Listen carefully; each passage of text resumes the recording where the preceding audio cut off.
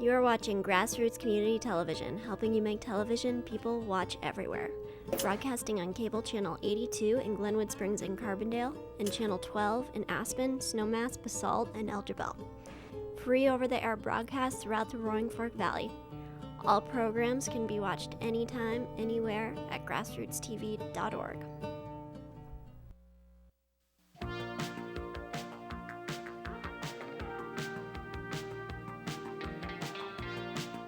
Welcome to the Jerry Bovino Show. And now, here's Jerry. Jerry Bovino, we're back with Real Estate Rising. Believe me, we've had 5 years of torture. We've had 5 years of real estate dying, and now the pack is back, and we've got 3 realtors to tell you what's happening in Aspen, Colorado, and Down Valley. Laura Magus from Laura Magus Properties. Correct.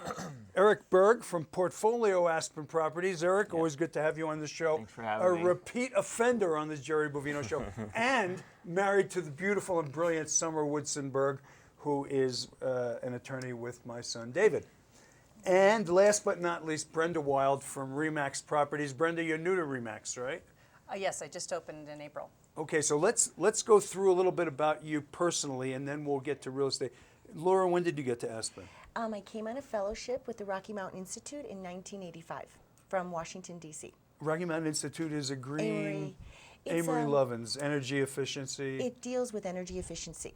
They don't like to consider themselves like a conservationist or greenist, but it's energy efficiency. So you came as a tree hugger, really? No, I came really as an epidemiologist, and we were kind of on the cutting edge of new technologies, which we see in homes today. And so you've been here for forever? Forever, like 28 years. Do you like what you're seeing, or is it? I think Aspen is one of the most special places in the world. Despite all the changes, I still love coming home. Okay, so you're happy here. You're not going anywhere. No, it will always be part of me. Okay, and we have to give Laura a little bit of credit. She just had a $15 million closing yesterday, which isn't chopped liver, on Red Mountain, Yes. next door to my house. So I know that's a beautiful home, and congratulations. And Laura also had a $46 million deal. Just tell our viewers about that briefly. I was involved in bringing in the buyer for Mandalay. Yeah, that Mandalay Ranch. Yes, payday. in 2004. Yeah, but everybody always thinks, oh, 46 million, and they don't understand that what some of the realtors who have been on my show over the years, when you get up in that kind of stratosphere, you have what's called commissionectomies. Well, That is not a bad day. Yeah, that commission allowed me to go on my own. So that windfall, that's when I started Laura Magus Properties. Beautiful, good. Yeah. And now Eric Berg. Eric, it's always great to have you on the show. Thanks Very for- experienced, seasoned realtor who's been in Aspen a long time. Thanks for having me. Yeah, great to have you on, Eric. So you just started your own company. Tell us about that evolution. Yeah, basically with Sotheby's for about 6 years prior, and great company and love everyone there. Have everyone there in the highest regard. Still really good friends with Craig and Ernie, and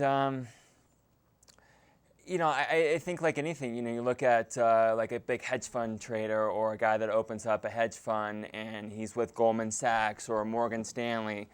And I think after a while, once you gain the experience and you're proving yourself and you're getting results for your clients, I think you kind of reach a point where, maybe it's time for me to start on my own and, create my own business. It's something I've always wanted to do. And the timing was there. And it's always comforting knowing that all your clients are coming with you, so it kind of confirms your thoughts and your ideas. But it's just being with a large company, a great company. I realized sometimes bigger doesn't always mean better, and I was wanting to give it a whirl. Okay, And so far so good. My father always said, my father's 91, he always said, no one's going to give you a better deal than yourself. Absolutely. Well, good luck with it, Eric. I'm sure you're going to be a big success. Yeah, thank you. I know your clients loved you at Sotheby's, and now you'll continue to give them that personal service on your own. Yeah, we're excited. I mean, it's a lot of work, but we're excited and looking forward to it. So. Okay, now bachelorette number 2, And what's behind Brenda door number Wild, 1? married to devilishly handsome Tony. Yes, he is. So now And you're his sense of turning humor, red. too. Tony, I hope you're watching. Brenda, you've been around in this business for a long time. Long Tell us time. about your evolution. Tell us about the acquisition of the RE/MAX name. Well, I was originally in real estate in Washington State, and I had my license with a private company there and was dabbling in that for a number of years before I moved back east with Tony. And we moved out here to work with a private family, and I managed their properties here and got into real estate 17 years ago. And since then, I was with Aspen Homes, which was come and gone, which actually turned into Sotheby's, the second Sotheby's office from Coates, Reed & Waldron. And was there, traveled the world with the owners and had a great time. It was a great experience.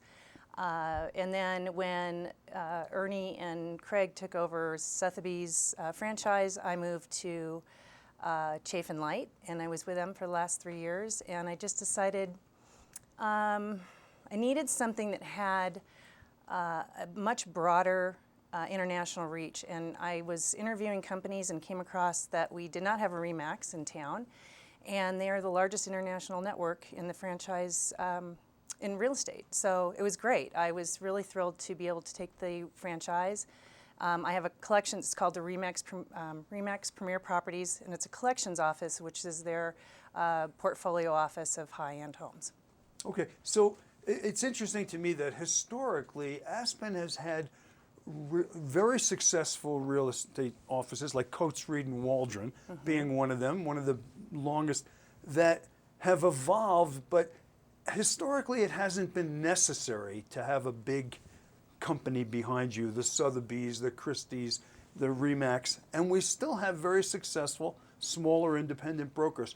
Talk about why you decided to avoid that bigger company. Because it allows me to be who I am and express who I am. So I have my own image versus a corporate image. And I felt being in Aspen, it's really not a corporate kind of style. So I always thought that that was actually an advantage.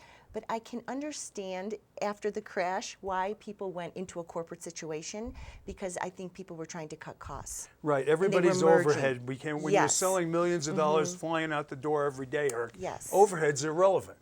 But when Right. everybody's overhead started to go up, they looked to amalgamate. And talk a little bit about the amalgamation of the real estate companies in Aspen, Eric. We started out, we had a million little companies, and pretty soon they're all, talk about that phenomenon. Well, I mean, I think like anything, there's always going to be a level of nutrition, and I've been with a large company, and I personally kind of felt, and the reason kind of I wanted to go on my own is I've always kind of wanted to start my own company, and I think at the end of the day, it's ultimately about the individual and creating results for your clients.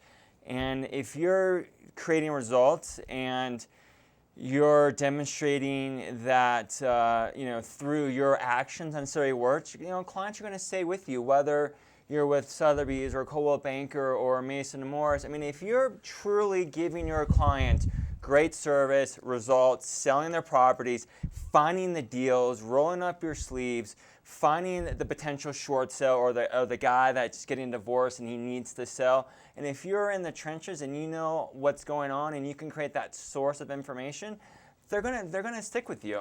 But the second you're not producing or you're not finding them stuff or you're lazy, then you're gonna get cut to the side. Brenda, Eric just hit on a really, really important point, and I always teach my children this, and I taught my doctors this when I was working. Business is about relationships. Okay, at the end of the day, it's what you do for the people you work for, and what that relationship looks like, and how much they can believe in you. That's the essence of the real estate business. That's what drives my passion, because, and to even go that a little bit further, is connections. being able to connect somebody to their dreams, somebody who has always dreamt that they wanted to have a place in Aspen, they wanted to have a compound for their family, they wanted to have a condo to come and go skiing every winter, to be able to really touch somebody and say, listen, I want to help you be able to realize your dreams, be able to live your lifestyle that you've always wanted to have. And this is, I mean, I've lived all over the United States. This is one of the best lifestyles I've ever come across, and I will never move from here. Yeah, we're here for a reason. And those connections, but not only just connecting from a person to real estate, but connecting to them and listening, to being present with them, and to really say, you know, I do understand and I do care, and I'm going to work to make this happen no matter what.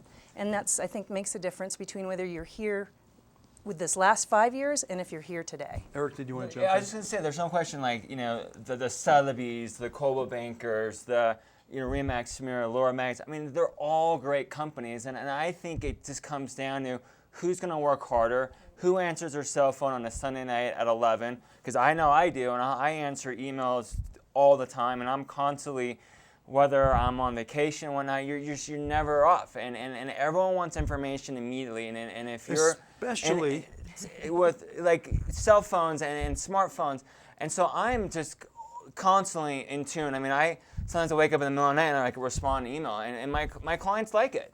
You know, and so Eric I hit just on think a really important point, Laura. In resort real estate, you've got to strike while the iron is hot. When they're here and they're looking at a house and suddenly they go back to St. Louis, they forget about it.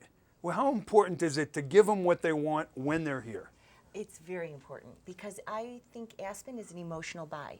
I don't think anyone really needs Aspen, but everyone wants Aspen. So yeah, I think you have to give it 110%. Just talking about working 24/7, both on this last deal, both my principals were in opposite parts of the world. They were not in the United States. So I was looking at emails at 1 in the morning, and I was, you know, doing work at, you know, at any time. But so, one of yeah. the things that, to follow up on this, we've had friends come to town and they wanted to buy a house. This goes back 10, 15, 20 years ago.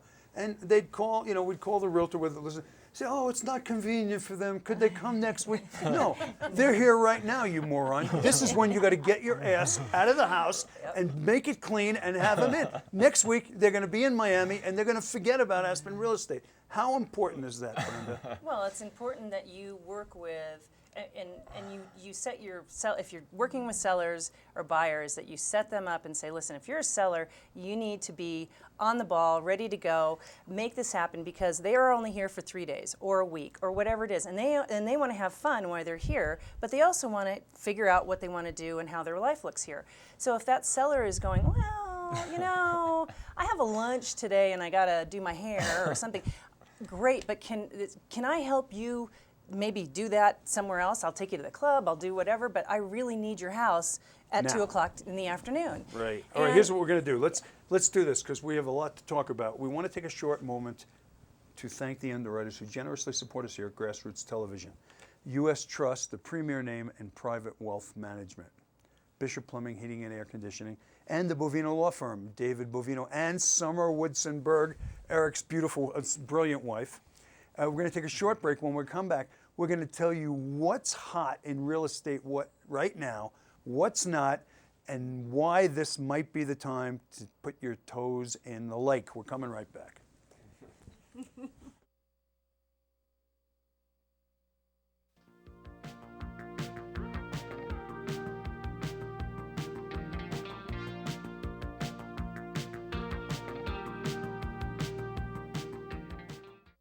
Support for this grassroots community television program comes from U.S. Trust. From wealth structuring to investment management, U.S. Trust's global perspective, unique team approach, fiduciary platform, and more than 200 years of experience provide for the kind of insights, solutions, and expertise that have a worth all their own. Bishop Plumbing and Air Conditioning, serving Aspen and Vail for over 40 years. Shoe covers, name tags,